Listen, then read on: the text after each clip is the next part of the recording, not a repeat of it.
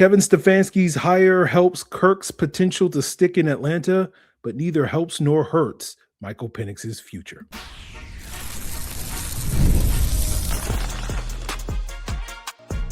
You are Locked On Falcons, your daily Atlanta Falcons podcast.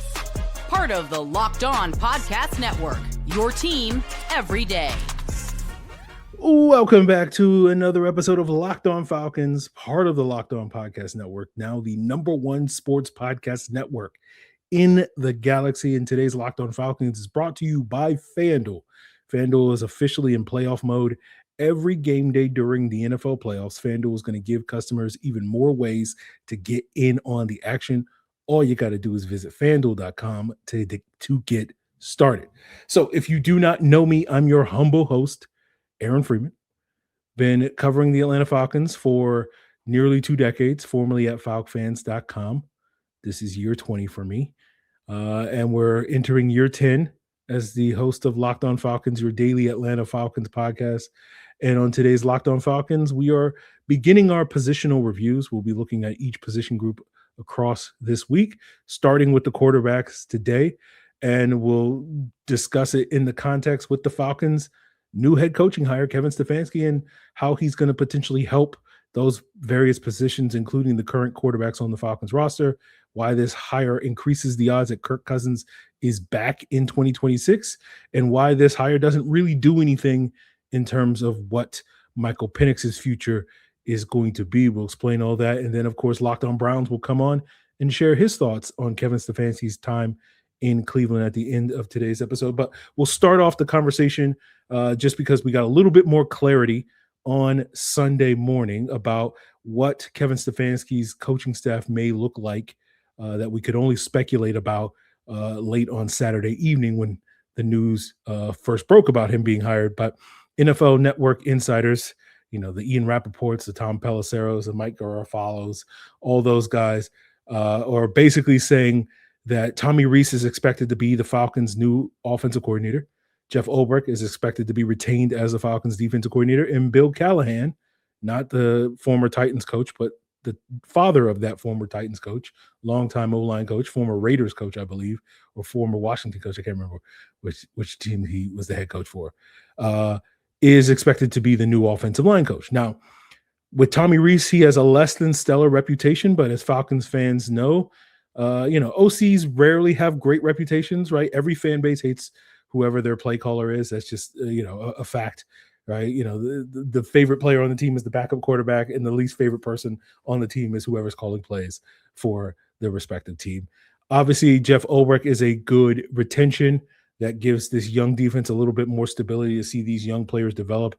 As we discussed, after last year's draft, the biggest worry was that the Falcons would not win enough games to retain their coaching staff, and that would lead to, losing out on someone like a Jeff Ulbrich and sort of guys like James Pierce and Jalen Walker's potential fit in that defense.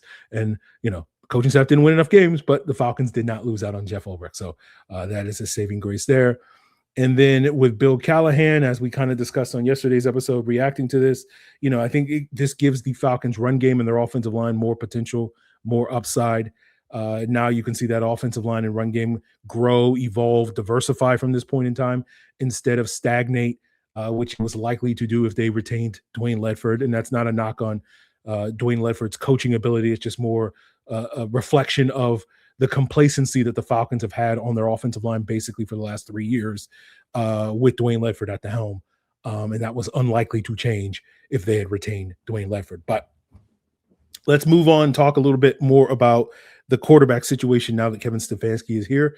And the rest of today's episode, before we have the conversation with Locked On Browns, is Spencer German.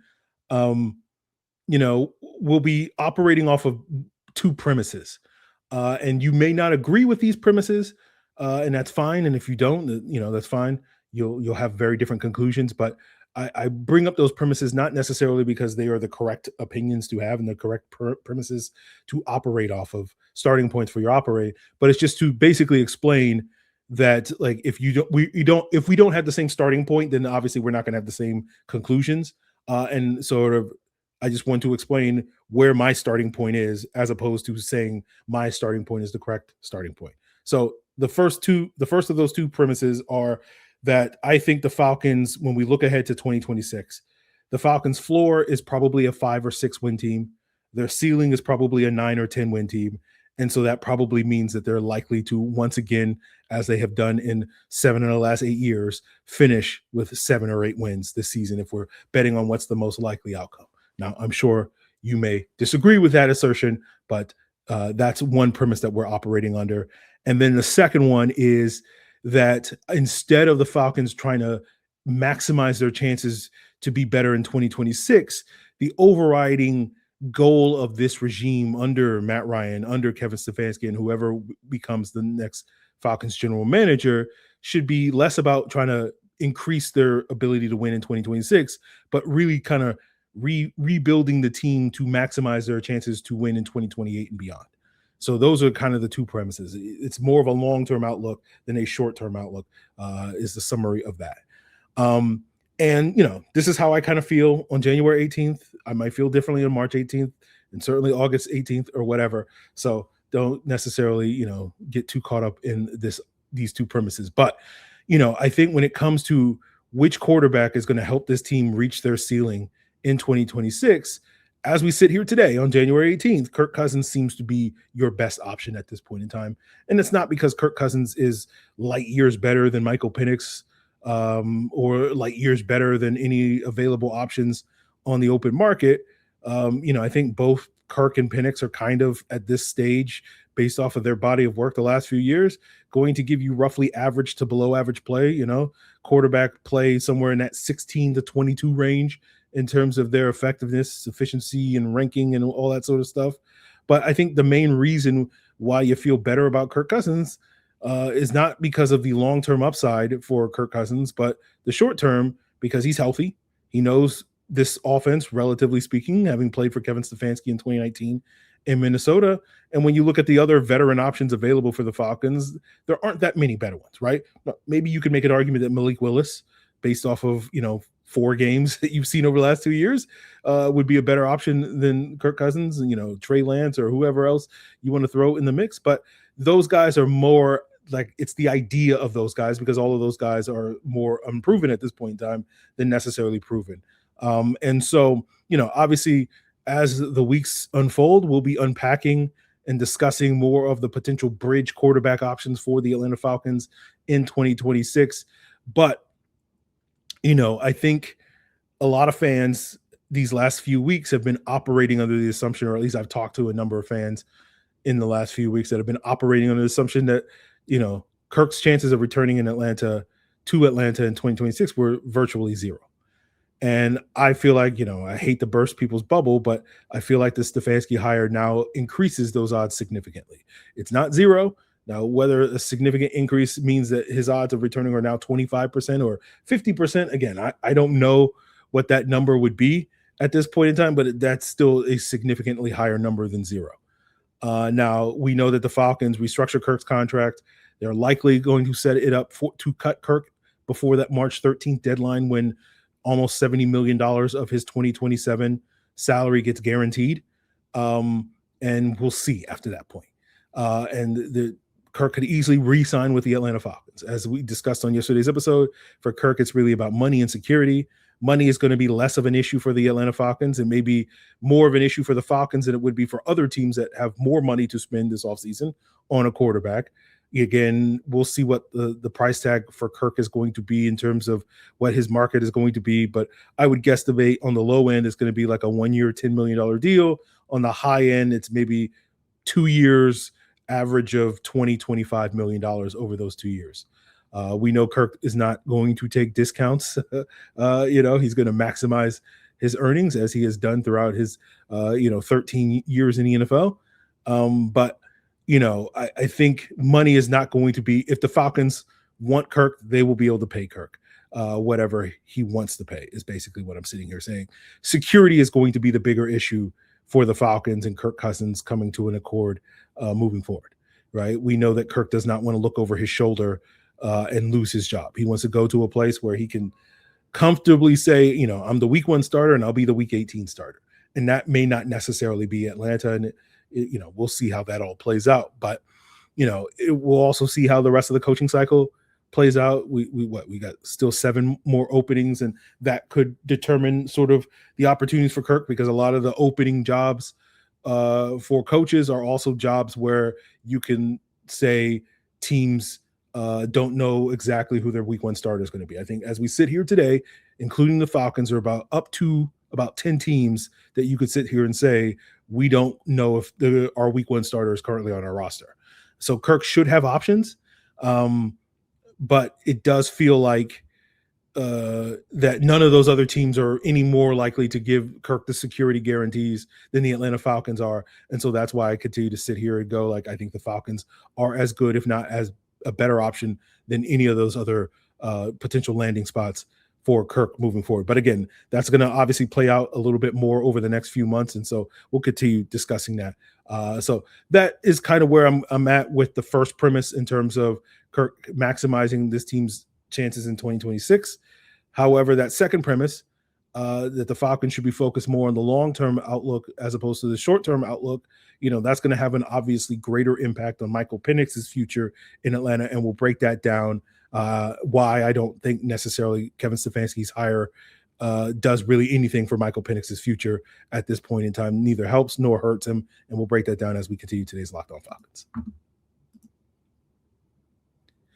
Now, if you've ever wished that you were in a situation like Michael Penix and you were drafted high to be a team's franchise quarterback, you can live out those dreams with the mobile game called Ultimate QB Football Legend. It is the #1 QB career mode game in the mobile app stores, and it introduces the most realistic environment with full career control. You can sign contracts, train, upgrade yourself, build chemistry with your teammates, give input on your GM's roster moves, play the actual games in 2D, and rise through the ranks to become a pro football legend. Ultimate QB is totally free to play. It has no ads. It works 100% offline, so it's perfect to sneak in a quick game or two on the go. Just head over to ultimate-qb.com. That's ultimate-qb.com, or search for Ultimate QB in your app store. And there's a special promo code, Locked On, in all caps. And that's going to be special for you guys, because if you use that in the game store, you'll be able to get a free boost at the start of your career. Ultimate QB Football Legend, QB1, it's your legacy. Today's episode is also brought to you by Prize Picks. With the big game being almost here, there's no better way to stay locked into every moment than with Prize Picks, the daily fantasy app, where it always feels good to be right. Football season is coming down to this final stretch, and it's the perfect time to close things out strong by building lineups around player projections. It's simple, it's easy, no drafts, no waiting, just football action all the way throughout the playoffs. And Prize Picks is incredibly easy to get started for those reasons. All you got to do is pick 2 or more players and choose more or less on their various stat projections, whether it's yards, touchdowns, and so many more options available. It's a great way to continue getting that fantasy football vibe long after your in-season leagues have, finished. So download the Prize Picks app today and use code LOCKEDONNFL, and you'll get $50 in lineups after you play your first $5 lineup. That's code LOCKEDONNFL for $50 in lineups after your first $5 play. Prize Picks, it is good to be right. So before we continue today's episode, I want to thank each and every one of you that is an everydayer of the podcast. You are the reason why Locked On is the #1 sports podcast network in the galaxy. And if you want to level up your everydayerness, why not join the Everydayer Club? Find out more information at the link in the description below at lockedonfalcons.supercast.com. For $5 a month, $50 a year, you get a wide variety of perks, including an ad-free version of the Locked On Falcons podcast, the audio version of the podcast. And so if you're tired of hearing all these incredible advertisements and sponsorships, and you're always constantly skipping ahead, this is the way that you can continue to be an everydayer, show your support for the show, but also get that perk of, no ads for, again, $5 a month, $50 a year, as well as other perks at the link in the description below. So that second premise I mentioned, and this is going to be the theme throughout the next few days, weeks, and potentially months, is that the Falcons need to avoid getting back into that sort of all-in mentality that has been their through line the last 3 seasons, right? This is kind of the whole point of firing Terry Fontenot and Raheem Morris. right? Is that you're getting out of that mindset of like, we just got to get over the hump this year and not really planning towards a long-term future, right? That's what the second premise is about. This team needs to be thinking with long-term outlook as opposed to short-term outlook. Again, it's not every roster decision needs to be, thought about that, but the vast majority they need to have that long-term perspective. And in a world where Michael Penix comes back this year, there is a world, let's say that, let me rephrase that. There is a world where Michael Penix comes back this year, plays well. The Falcons win 9 or 10 wins with Penix leading them to the vast majority of them. They make the playoffs. And that is the team getting over the hump. But then I ask the question, and then what? Then what happens after that? You just keep running it back with that same version of this team with Penix and Bijan and Drake London and potentially Kyle Pitts and one of the oldest offensive lines in football. That's not sustainable. That's why I sit here and I go, the Falcons need to be building towards sustainable long-term success. They need to be, approaching this thing where it's like, how can we maximize our ability to win over the next 5 to 7 years as opposed to maximizing our ability to win over the next 1 or 2 years? And again, that's the beauty of firing Terry Fontenot and Raheem, having a new head coach, having a new general manager, is that you don't have to make Terry Fontenot's choices work anymore. This is one of the reasons why I think it's worthwhile for the Falcons to let Kyle Pitts walk, because at this point in time, you're just trying to salvage Terry Fontenot's legacy by paying Kyle Pitts, as opposed to doing something that is in your best long-term interest. It is in your best long-term interest to be able to use like a 3rd or 4th round pick on a K-Dot and Theo Johnson type of tight end, pay that guy $1 or $2 million, as opposed to paying and getting 70% of the production that you get out of Kyle Pitts, as opposed to paying $15 to $20 million to get more production out of Kyle Pitts, but just not really worth it. That is my sort of opinion. But, you can let Kyle Pitts walk. You're not married to Michael Penix anymore with Terry Fontenot and company out the building. And so the new decision makers, President of Football Matt Ryan, Kevin Stefanski, the head coach, and whoever is going to wind up being the GM, presumably Bears assistant GM Ian Cunningham, you can now build this Falcons team in your image, not in Terry or Raheem or Arthur Smith's image, right? And as we sit here today, the only pieces that we can say that are with any sort of degree of confidence are going to be part of that image are basically, the guys that are going to be here, say in 2028, Bijan and Drake are probably the only two. Everything else is kind of up for grabs, which it should be, right? That's what happens when you transition from one regime to the next.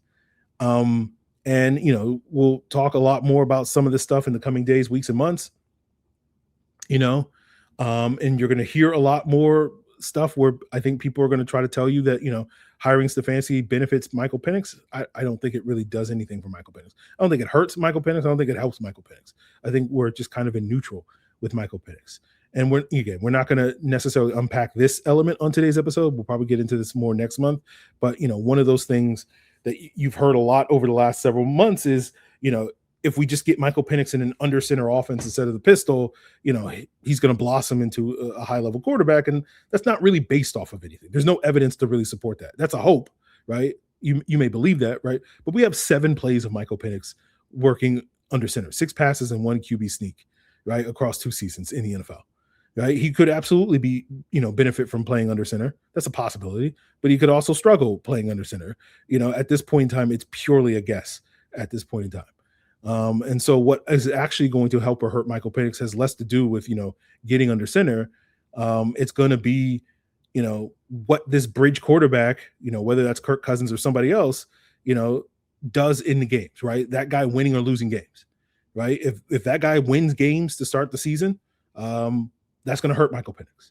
If that guy loses games to start the season, that's going to help Michael Penix and allow him to get back on the field sooner versus later, and that's ultimately what's going to matter for Michael Penix, is he's not really in control of his destiny at this point in time. And the other thing that's going to help Michael Penix is this regime building up the roster, finding cheaper options to replace Tyler Algier and Kyle Pitts at running back and tight end, rebuilding this offensive line, upgrading their wide receiver core by adding some much needed speed to that group over the next few years, right? And, this team is going to take some time. I think the expectation, we're going to get to a point at some point this offseason where there's going to be a lot of hype about the Falcons and how they're going to be once again like an 11 or 12 win team, and They're probably not going to be that. And then people will realize, like, yeah, this is really like 2 off seasons before we can really judge what this regime is up to, as opposed to thinking it's all about what they're going to do this year. But we'll cross that bridge when we get to it. So, these things that could help or hurt Michael Penix, sort of rebuilding the roster over these next 2 off seasons, these also apply to any other quarterback. This is not unique to Michael Penix, right? Which is, again, the goal. The goal should be not to be, we have to make Michael Penix work. The goal is to be, we need to find a quarterback that we can make work and build a team that guy can succeed. If that's Penix, great, awesome. If that's not Penix, great, awesome. All that matters, is that we get to a point in the next 2 years where we feel like we have our answer at quarterback. And that doesn't mean that we're abandoning Michael Penix. We're just not married to him at this point in time. And he needs to basically give you a reason this season to remain married to him at this point. And that needs to happen on the field. So time will tell if he does give you that reason. We'll see how 2026 plays out. But the challenge for the Falcons is going to be, if they have a similar finish as we've seen in 7 of the last 8 years where they've won 7 or 8 games, that's probably the worst outcome for this football team, because it's going to continue to perpetuate this team being quarterback purgatory, right? Like, it's in this team's better interest to not go above their floor, which is 5 or 6 wins, so they can pick high enough to hopefully land a quarterback in what will hopefully be a deep 2027 quarterback class, or it's to hit their ceiling of 9 or more wins. And so basically they can move forward at that point, feeling a lot more confident about whoever their answer at quarterbacks this year, Penix, Kirk, Malik Willis, whoever it is, that they're on the right track for that. Another 7 or 8 win finish is just like the worst possible outcome for this team. And we'll sort of see how that goes. But that is going to be the challenge for this football team. But we will wrap up today's episode talking about some of the challenges that Kevin Stefanski faced in Cleveland with Spencer German, the host of Locked On Browns. He'll talk about, what he thinks Stefanski could bring to the table here in Atlanta, why things didn't quite go the way that, it looked like they were going early on in his career, sort of what derailed that. And we'll do that to wrap up today's Locked On Falcons. So FanDuel is officially in playoff mode. Every game during the NFL playoffs, FanDuel is going to give customers even more ways to get in on the action, because right now, for every NFL playoff game day, FanDuel users can use a profit boost pack that is waiting for them inside the app. Each game day, you'll see a pack loaded with multiple profit boosts that you can apply to the bets you like the most, right? Those boosts are going to allow you to lean into your game day instincts, whether you're backing momentum, defense, quarterback play, coaching, etc. It's going to give you more juice for the bets that you actually like, instead of forcing you to bet something different. So go make your picks, open the profit boost pack first thing on game day, and then apply your profit boost and go after even bigger payouts while the playoffs continue rolling. Visit FanDuel, an official sportsbook partner of the NFL. Grab your profit boost pack every NFL playoff game day. We are back with another illustrious guest here. He is Spencer German. He is the humble, illustrious host of the Locked On Browns podcast, and he's here with us to talk about Kevin Stefanski and where it all went wrong and potentially how it might go right for Stefanski in his next stop. But Spencer, my friend, how you doing? I'm good, man. Yeah, I that's one of the best intros I think I've ever had, so I appreciate you for that. And looking forward to, giving you a little background on the Browns' former head coach, who did a lot of good in Cleveland, but didn't do enough winning in Cleveland, and that's ultimately what kind of led to his demise here this past year. Yeah, and I think that's interesting because, like, those first 4 years in Cleveland, 2-time coach of the year, 2 playoff appearances, something that has not been the norm in Cleveland since they came back, in 1999, and a lot of success. And it would probably be easy to declare him, and I'm curious if you would agree with this, in like the best Browns coach in the last quarter century based off of those first 4 years. And then it just felt like the bottom completely fell out these last 2 seasons.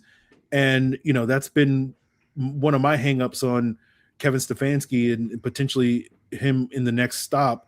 Which is the real Kevin Stefanski? Are you more likely to get the guy that was there for the first 4 years, or are you more likely to get the guy that was there the last 2 years? I'm curious, how do you sort of look at the real version of Kevin Stefanski, and why did things get so thoroughly derailed, especially these last 2 years? Yeah, listen, I think there's a lot of context to that question as a whole. Because you're right, like first 4 years, things are going pretty well for Kevin Stefanski here in Cleveland, especially those first couple years where he comes in, makes the playoffs year one. At that time, best year Baker Mayfield had as a quarterback on this team. And there was a lot of good things that were sort of happening. Where I think things started to kind of go awry, and it's the obvious thing that everyone points to, is when they traded for Deshaun Watson. I think from the start, that was probably a bad, offensive scheme quarterback fit from the beginning. But I think Kevin wanted to try to make it work because the team, his Andrew Berry and Jimmy Haslam and the other people that sort of run the show here in Cleveland all wanted to, make that move happen. And who doesn't want to try to work with a top five at the time, who they thought was still a top five quarterback in football? But I just don't think the fit was ever there. That first year there were some struggles. Really, he played just the 6 games, and then he comes back out the next year, and there were some positives, but not enough positives. Then he gets hurt. And then they fire their OC to bring in an OC that was supposed to be a better fit for Deshaun Watson and Ken Dorsey, and that didn't go very well at all. And then this year, because of the injury that Deshaun had now, the Achilles, he hires a new OC, and it was supposed to kind of be get back to what Kevin Stefanski does best, get back to the offense that he had so much success with early on here in Cleveland. And I don't know if it was just the 2 to 3 years before that, like he kind of something was just off this year with the offense that he was running. He kind of lost the plot of what he used to do well. And the offense that he likes to run is that very West Coast style, Clint Kubiak, the Kubiak offense that everyone sort of knows. And Clint Kubiak runs the same offense because they're all sort of part of his father's tree. But it's that West Coast style offense, a lot of outside zone stuff. And they weren't really able to do a lot of those things, and they weren't really doing the same things offensively that made him successful early on in his tenure here. Now, the other part, as I say, there's a lot of context to this answer. Some of that probably was they didn't have a lot of talent to work with on offense this year. Like Harold Fannin emerged as a really good player. Quinshon Judkins emerged as a really good player, but like the quarterback play was up and down constantly. You started 3 different guys there. The offensive line play was very shaky. And there was a few guys that sort of stood out at times, but there was never any consistency there. So he was dealing with a lot this past year. And it's why I've honestly said, as you asked me, like, what version of Kevin Stefanski are you getting? I think a reset at a new place probably is the best thing for him. And hopefully it's able to kind of clear his head where he can get back to, okay, this is what I want to do. This is what I do well. This is the offense that's allowed me to have so much success in the NFL. And getting a fresh start somewhere like Atlanta potentially would give him the opportunity to do that. You mentioned, the talent not necessarily being there, and you compare that, from the outside looking in, Baker Mayfield and the quarterback play declining, Nick Chubb operating at the peak of his powers early on in Stefanski's tenure, Amari Cooper being that sort of number one wide receiver. That you talk about the offensive line, when he first got there, it was widely considered to be one of the 2 or 3 best offensive lines in football. And then you don't have that at the end. And so I'm curious how much of it is just simply, was he making the talent better, or was he benefiting from some of that early talent? Where do you sort of fall on that? Yeah, it's a great question, because that is kind of what you want in any coach, right? Is they're teaching, they're able to get the most out of talent, they're able to make guys better. And that was one of the big disconnects for me this year, because I can accept the fact that he didn't have the level of talent at certain areas and certain positions that he did in previous years. Like I said, the offensive line had kind of aged out. It was a group of veterans that were constantly getting hurt or just weren't playing at the same level they were 2-3 years ago. The receiver play was really bad. Jerry Jeudy took a massive step back this year, and behind him there really wasn't anybody else that you could count on at the wide receiver spots. And like I said, the quarterback play was very shaky. When I say there was a holdup for me, though, is, I look around this league and I see other coaches who have minimal talent to work with at times, or, have a bunch of injuries 1 week or a couple weeks, and they have to kind of make lemonade out of lemons, if you will, and they find a way to do it. Like, one of the games that stands out to me is that Vikings game in London earlier in the year, where the Vikings were coming in pretty banged up. It was Carson Wentz starting at quarterback. They had a bunch of injuries, but they found a way to beat the Browns and win that game. And I kind of said, like, this is Kevin O'Connell, another one of these offensive minds that Kevin Stefanski kind of gets measured against.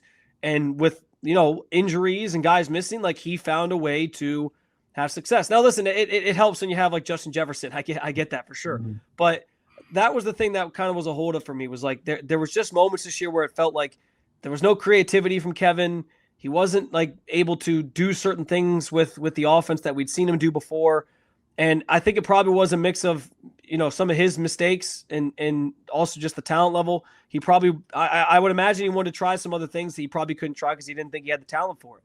But then you also saw him, knowing that about his offense, you also saw him make some boneheaded plays or play calls where it was like, we're going to try this trick play where we give it to a tight end takes a snap directly, and it's like that guy's not practicing, taking the snap regularly, and he fumbles the snap. So it was just it was a mix of problems from, I think, the way he coached and some of the decision making combined with the fact that there was a lack of talent at certain positions, and I think it created this perfect storm where Kevin just ends up looking like he kind of lost his way on offense, and I don't necessarily think that's true.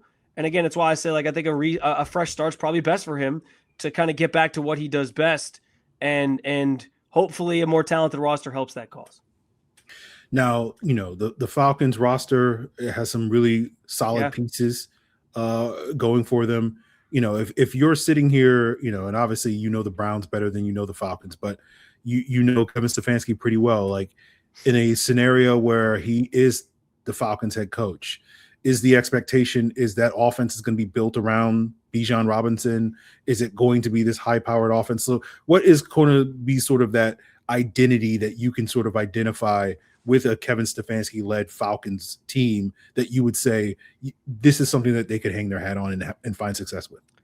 Yeah, I think that's well said, because I honestly think the Falcons are probably one of the better jobs right now because they have a lot of talent at certain positions. Now, if you want to argue there's maybe better jobs because of quarterback situation, I get that. Falcons are kind of a mystery right now. They want Michael Penix to be the guy. I don't know if we know that for sure yet, and Kirk Cousins is towards the tail end of his career. I will say, though, like, Kirk Cousins' presence there, and if he ends up being the starter next year, obviously with the injury to Penix, that's probably somewhat enticing to Kevin Stefanski, because we know there was a lot of wind swirling about Kirk Cousins in a trade last year to the Browns because he had the most success in his career with Kevin Stefanski, and they could kind of rekindle those things. So I find that kind of interesting. But listen, Kevin's offense has always thrived and been at its best when it has like a dominant run game to sort of support it. When that offense was really humming, it was the Nick Chubb days here in Cleveland when he was at the peak of his powers, and he was doing some amazing things, breaking off some big plays, and you had that balance between the run and the pass that made Kevin's offense so successful. So yeah, like Bijan Robinson would be a huge part of that. But I also, Kevin loves running 12 personnel. So Kyle Pitts is part of that, and he had a really great year this year. And I think you build upon that and probably add another tight end that fits what he wants to kind of do, and you go from there. So there's a lot of 12 personnel. Again, there's a lot of that like outside zone, but like West Coast style offense, and it's marrying the run and the pass kind of to each other. And, if he has the right quarterback back there to just kind of like manage the offense the way it needs to be managed, I certainly think he could have success at a place like Atlanta.